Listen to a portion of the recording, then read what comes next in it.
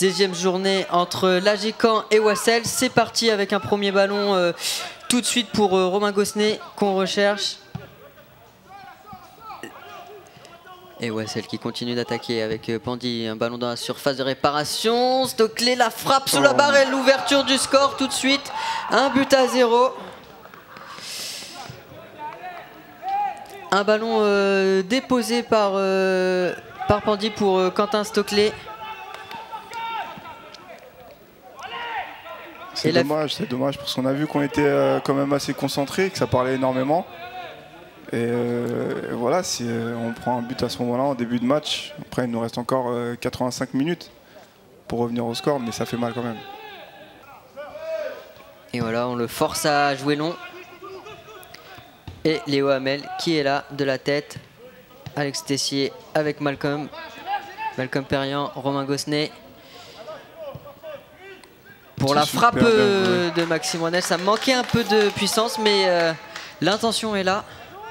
Ce serait bien de retrouver notre efficacité qu'on a pu avoir en début de saison sur coup de pied arrêté. Morgan Ardoin, un bon centre pour la tête, ça va. Allez. Ah là là là là là là là là là, il en a fallu de peu.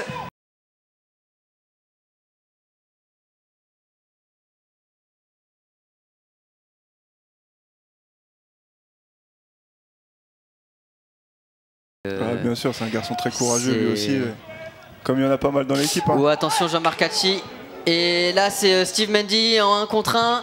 Et 2-0, Steve Mendy sur une erreur d'appréciation.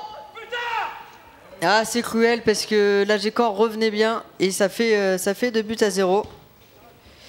20 minutes de jeu. Ah, ce but il fait mal. Hein.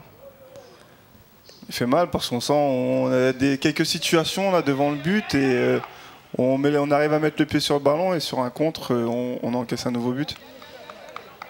Donc ça fait mal. C'est ça, c'est vraiment on peut le dire pour le coup contre le cours du jeu. Léo Hamel, Max Rouanel. Il faut y aller profondeur maintenant. Et voilà, et ça part avec Malcolm Perriand en 1 contre 1 qui finit et qui marque 2-1. Et voilà qui peut relancer l'AG Caen. Il n'a pas tremblé, Malcolm Perriand. C'est son 6e but cette saison. Et on l'a dit, il est en forme. Hein. Il est en forme. Super, c'est un but magnifique, il n'a pas tremblé. Hein.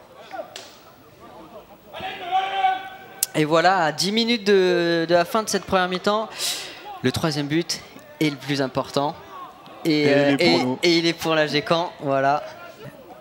Kadi Pandy, pardon, le centre de prière pour la tête de Mendy qui passe au-dessus.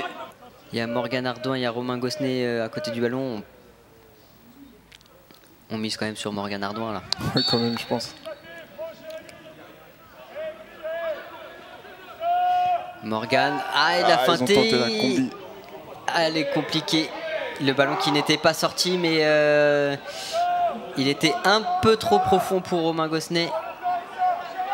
Bon, ils se connaissent bien, hein, parce que ça, c'est pas travailler l'entraînement, mais...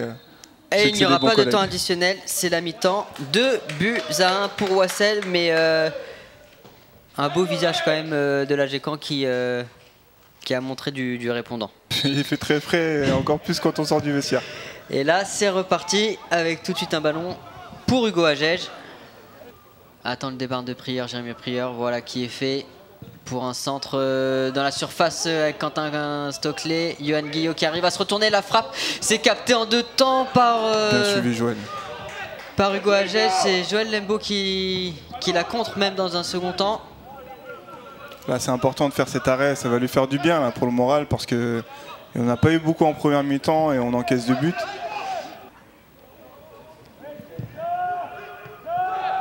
Malcolm Perriand, c'est au-dessus. Les Canets sont de plus en plus pressants avec un nouveau centre. Léo à mettre dans la surface, il ne peut pas récupérer. C'est dommage. La reprise du gauche, elle est difficile, mais ça se tente. Alexandre Tessier, le ballon qui va, il se l'emmène bien. Nico Suzanne, penalty. Non. Oh non. Non, j'en reviens pas, parce que le gardien il est un peu parti à la pêche. Alors là, c'est l'incompréhension la plus totale. Ben, je pense qu'il y a clairement faute et Ah, parce que là, je pense que le gardien fait faute. Il est sorti dans les pieds, mais il touche à aucun moment. Carton jaune pour Clévidi Camona pour contestation a priori.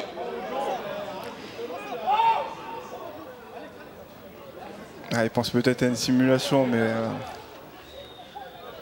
il est peut-être pas très bien placé sur l'action. Il met le ballon dans la surface et on obtient des bons corners.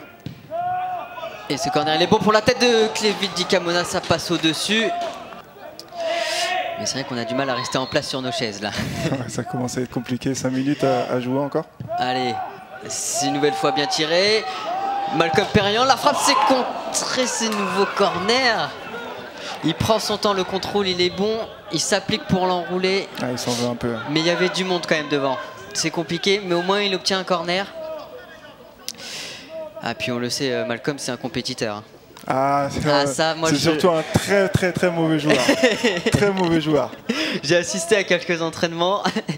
Mais allez, nouveau corner, c'est bien tiré. Ça va revenir. Malcolm la reprise. Oh là là, encore un pied pour la sortir.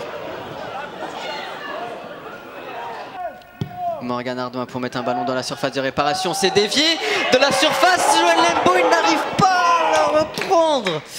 On est à la 95e minute. Ah, je pense que c'est la dernière. C'est la dernière situation. C'est la dernière. On pourrait même demander à Hugo, de monter. Ouais. En tout cas, Hugo, il est dans le rond central. C'est bien tiré. C'est pas fini. C'est dans la surface pour la reprise. C'est encore un pied. Il semble avoir main. Il s'est pas sifflé. Et c'est terminé. Et c'est terminé. Ah, ça fait mal. Sous pareil une nouvelle incompréhension alors que faut pas s'énerver, les gars. Non.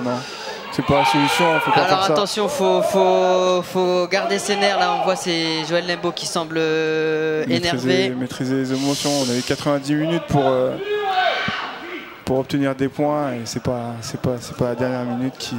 Mais c'est vrai que c'est une nouvelle défaite rageante. On voit bien avec le comportement émotionnellement c'est difficile de perdre des matchs comme ça.